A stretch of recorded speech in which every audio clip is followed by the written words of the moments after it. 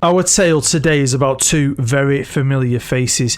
After the stories of The Last Chance, Adversity and Redemption, Lee McAllister and Mitchell Madison had found themselves sharing a cell together in Wakefield Prison. Both men had confessed to crimes they had committed and had for some time gotten away with, and were now serving out their time together in a cell. Over the years, the two men had become very close friends, and they were both model prisoners, and due to their good behaviour had both been granted early release on the exact same day. The only thing was that when they finally became free men, what world would they be coming out to? Lee only had his mother left when he was put away, and she had sadly died whilst he was inside.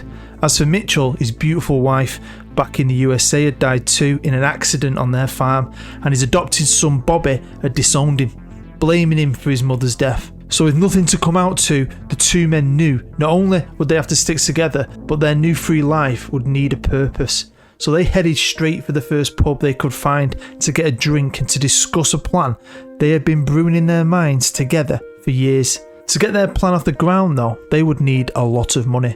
Mitchell had a decent amount in the bank that he'd received from the sale of his farm back in America, and Lee had a wealthy stash of cash hidden away under the floorboards from his days as a criminal. Together, they had just enough to get started. They purchased an old mill on the outskirts of Sheffield, a place that they could use not only as a home but as an office for their new business. Bad Boyz Inc. Football Agency was born. They had decided to become football agents for players with talent that had possibly been looked over or forgotten and just needed a second chance.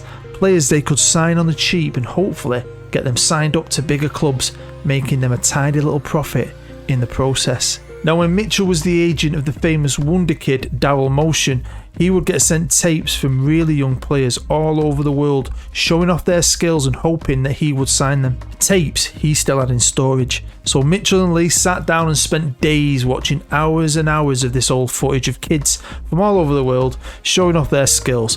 Kids who would now be young adults. Maybe, just maybe, there was a hidden gem or two they could polish up and get signed up. After hours of watching film, endless cups of coffee, and a few phone calls later, they had two definite targets in mind.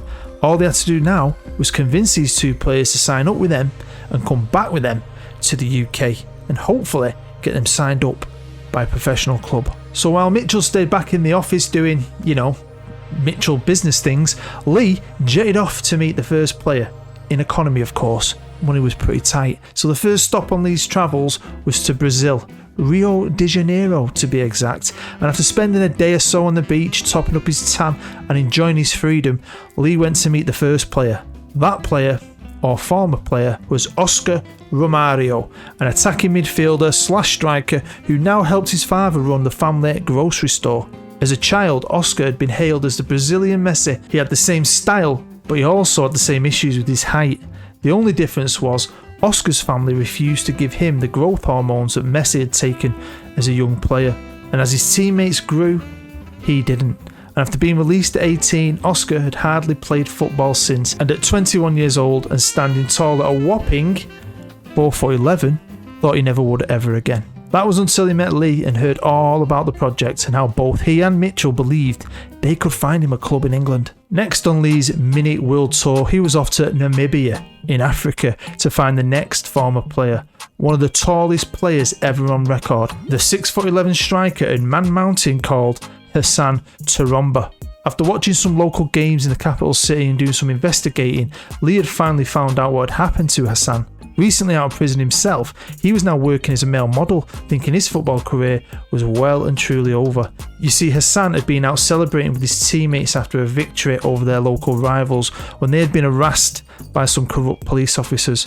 Hassan was just protecting his friend from a beating and had thrown a police officer through a shop window, resulting in prison time and him being released from his football club. Thinking his footballing days were over, he jumped at the chance to come to the UK and sign for the Bad Boyz Inc. Football Agency. The only problem for Lee and Mitchell now was that these two 21-year-old players were never ever in a month of Sundays going to get work permits back in the UK. So Lee being Lee still had certain contacts in the underworld. He managed to get them both fake passports that claimed they both had British grandparents. And with that all sorted, they all boarded a flight back to Sheffield and on to the next phase of Lee and Mitchell's master plan. Once they were back in England, the two lads were to live with Lee and Mitchell in the old mill. Every aspect of their day was planned out, from sleep patterns to meal times, and every morning Lee would take them both down to the local park to work on their fitness and to sharpen up their game, all whilst Mitchell would take tapes of the players training to various clubs in the hope he could get one of them a trial. But after spending weeks going to every single one of the big clubs in England and all the small clubs too, Mitchell was starting to realise this might just be a pipe dream. Nobody was interested in two players they had never heard of despite their obvious skill, and they were all reluctant to work with two former convicts turned agents. All hope seemed lost. The project looked like it was over. But that was until Lee had an idea. He maybe, just maybe, had one contact left he could call upon. A contact he once called a brother.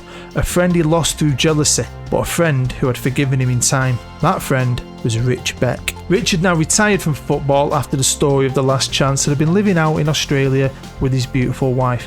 But over the years he had been in contact with his old friend Lee whilst he was in prison and had forgiven him for what he'd done to him. Now Rich was a wealthy man, and he missed not only the UK but football altogether, so he had just recently purchased Forest Green Rovers with his wife. So after a night out on the town together with his old friend Lee, Rich agreed to take a look at these two players. As a former professional himself, he wanted to put them through their paces, and after liking what he saw, decided to sign them straight up. A deal was quickly struck up between him and Mitchell, and the next day, Oscar and Hassan were unveiled as Forest Green's newest signings, much to the shock of the UK football media. Mitchell and Lee were over the moon that they'd managed to get the two lads signed up to a professional team, but it was going to cause a little bit of controversy. You see, the current manager, Mark Cooper, who knew his time was up anyway with the new owner coming in, used this as an excuse to resign before he was pushed out, saying he didn't want these players forced upon him by the new chairman.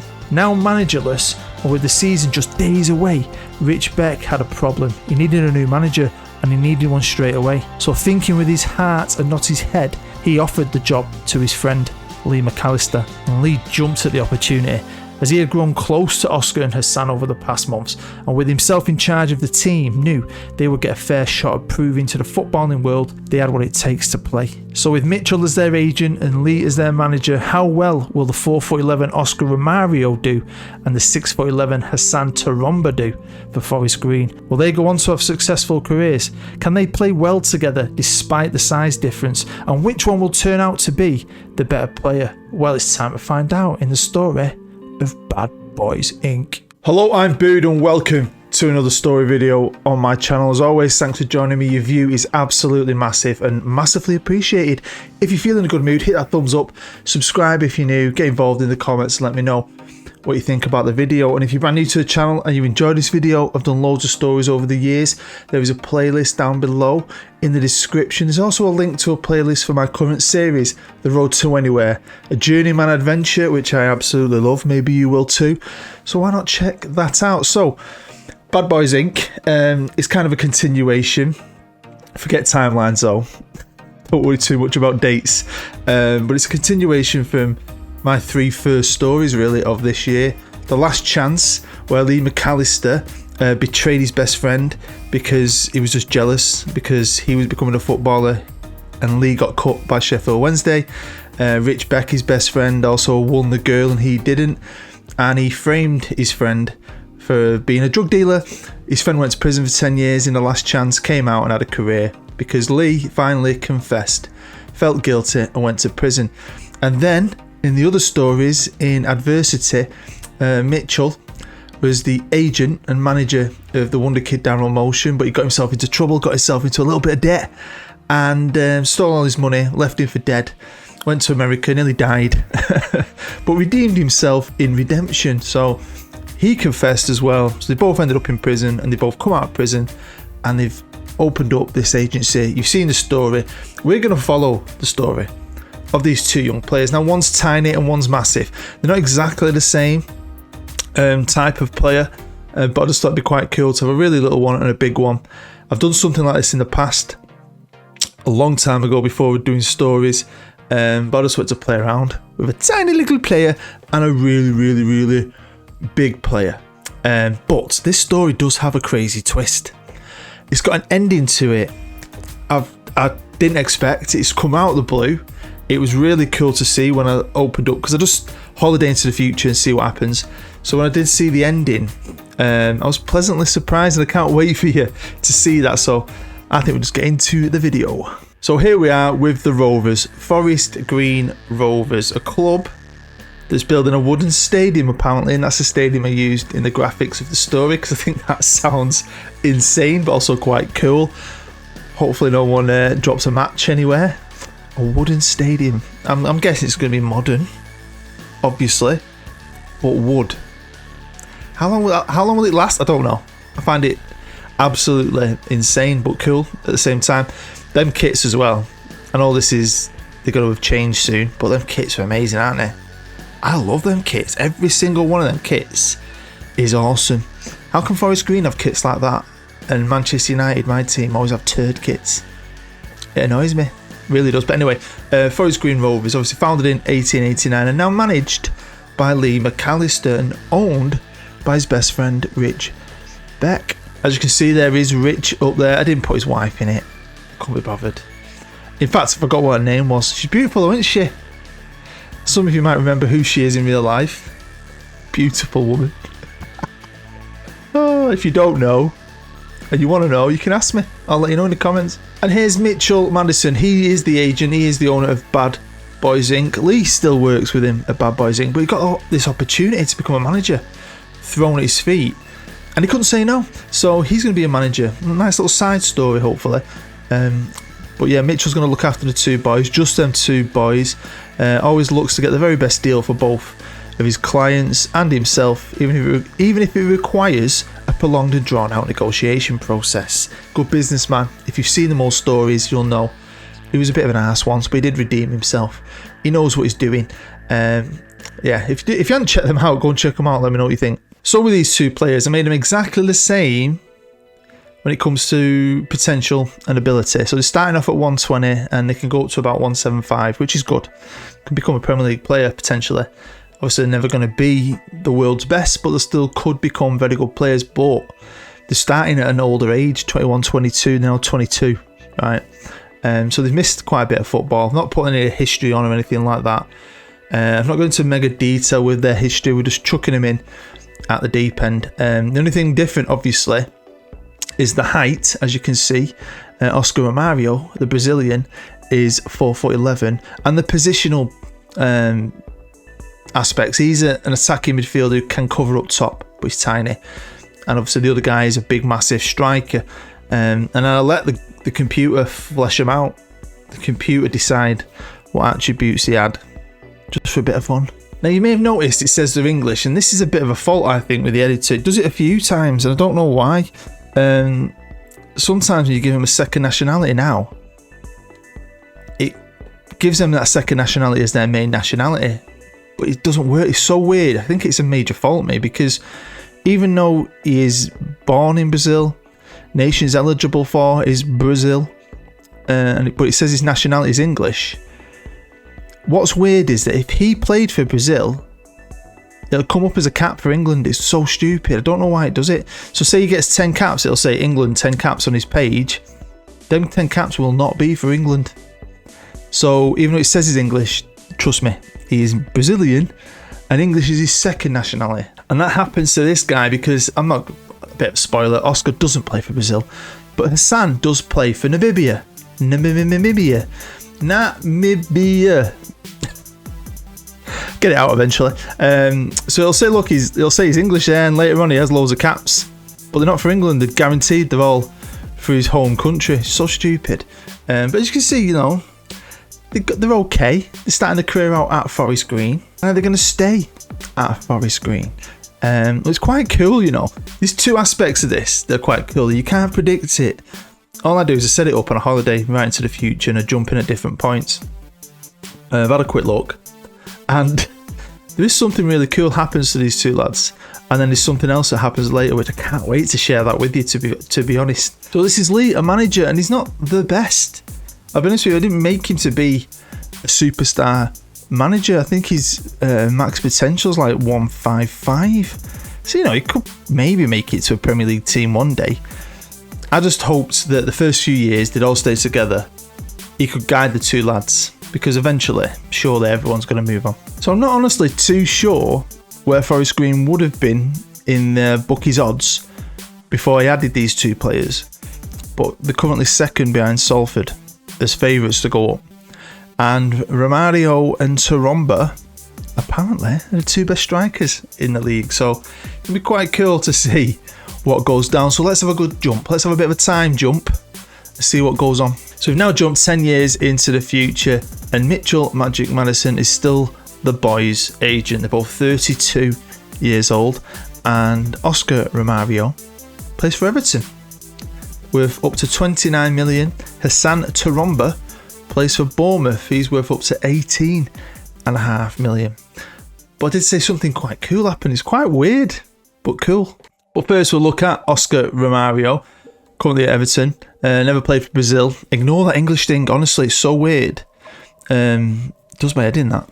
But anyway, as you can see down there, he left Forest Green for Brentford before joining Everton. So after 3 seasons and a little tiny bit playing for Forest Green, he moved to Brentford for 240k, played there for 2 seasons, did okay, and then went on a free to Everton, where he's now been for 1, 2, 3, 4, 5, going into his 6th season. So they did win the League 2 champions in 2022. That's pretty good. And apart from that, his only other medal is for the English under-23s. Playing a bit of reserve football for Everton. Let's move over though to Hassan Tarumba, who at 32 has got 62 caps and 14 goals. Initially, like I said, you think for England. I can guarantee you it wasn't for England, honestly. But if you look down the bottom there, you'll also notice he left Forest Green for Brentford. They both went to Brentford at pretty much the same time. I think there's a couple of weeks or a month between it. I'm pretty sure. He's also played for Stoke and now he's at Bournemouth. So there you go. So after 3 seasons, Romario, he stayed a little bit longer at Forest Green, played a couple of games before his move went through. But they both went to Brentford for similar value. Hassan's gone for a little bit more. And then he made a money move to Stoke, only played there for a year in the Prem. And then he's been at Bournemouth in the Prem, but looks like they've just got relegated. So when it comes to his competitions, you can see right there, look.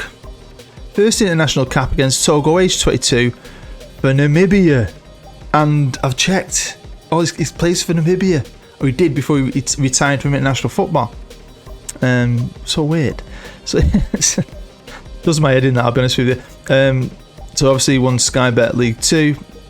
He's got his first international goal against Liberian Girl. Always reminds me of Michael Jackson. Relegated from the Premier League. FA Cup runner-up with Bournemouth. Nearly won a big-time trophy. Now jumped all the way to 2035, and this is the agent Mitchell the Magic Madison. He's 64 years old and he's got no clients now. He's retired himself, and the Boyz, have they retired? Well, no. Well, one of them has. One of them's just retired. That's why we're here. But one of them hasn't. Yes, Hassan Tarumba, 36 years old, has just retired, and he played a little bit more football. So after Bournemouth being relegated, he moved that summer to West Ham for 12 million. Just 4 years ago, went for 12 million. His biggest move. And then off to Fiorentina, where he finished his career 2 seasons in Italy, which I think is really cool, and did really well later on. Maybe it shows you the Serie A is a bit easier, but he's scoring goals, which is quite good. His last year at West Ham was not very good. I mean, he was never the most prolific, but he was an absolute man mountain, and in a minute I will show you some footage of them both on the pitch so you can see the size difference. But he had a fairly good career for someone who thought his career was gone. He's come to England, played for some really good teams, and obviously went to Italy. Never managed though to win a major trophy, which is disappointing, because obviously when you do these stories, a lot of the time I make them like Wonder Kids. It's quite refreshing that they're not Wonder Kids and they're not going out there winning Ballon d'Ors and Champions Leagues. I mean, that would be cool. There's still something cool though to come. Now if I jump one more year into the future to 2036, this is when Oscar Romario has just retired, and he left Everton and had a pretty cool career, and something cool happened at the end of his career. Not the cool thing I want to tell you about in a minute. Now you might have noticed in the story I never mentioned the teams he originally played for when they were younger, but I put him in Fluminense, is that how you say it, in Brazil kits, and I never put him as a fan. I never put it in their history, but it's just part of that story. It's there. And the fact that he went there to finish his career baffled me in a way, because I wish I had put that information in, because in a way, that's the team in the story that gave up on him. And the team he thought he was never going to play for. And he thought his football career was over. And it's where he finished his career. After going on loan to Bayer Leverkusen from Everton, went to Argentina, which is random but cool, and finished off at home in Brazil. What else is really cool is he went out on the top. He went out as a champion at 36, contributing to his team and winning the state championship. Now you might have wondered why you're not checked in on Forest Green, because we haven't looked at Forest Green. We're not seeing how Lee McAllister did, because he was just there. I put him in as a manager for something to do. I never expected anything to come out of it. But something did come out of it that just baffled me. So obviously when I got to this stage, I thought it was done, and then I checked in on Lee and saw what he was doing and thought, let's just keep holidaying. Let's see where Lee McAllister's career goes. So it's now 28-41, and this is the manager history of Forest Green. And if you look down there, you can see Lee McAllister. I've highlighted him. He won the Sky Bet League 2. He was manager there for nearly 4 years before he was sacked by his best friend. Which I don't know why. Maybe he wanted to keep pushing the club on. And they've had a million managers since, obviously. Now, he spent nearly 2 years out of the game after this point. Because I remember jumping in at like the 5-year point, thinking he hadn't had a job here now for 2 years nearly. And when that happens, sometimes you'll create a staff member. And what'll happen is they'll just fade off. The computer will get rid of him. And that's what I thought would happen to him. So I stopped looking at him when I was jumping in, looking at the players, until the very end. I just had a quick look, and I'm glad I did, because Lee has gone on at the ripe old age of 70, and this was just like, what? To become England manager. And he's not a bad manager. England manager. He had this big gap of nearly 2 years.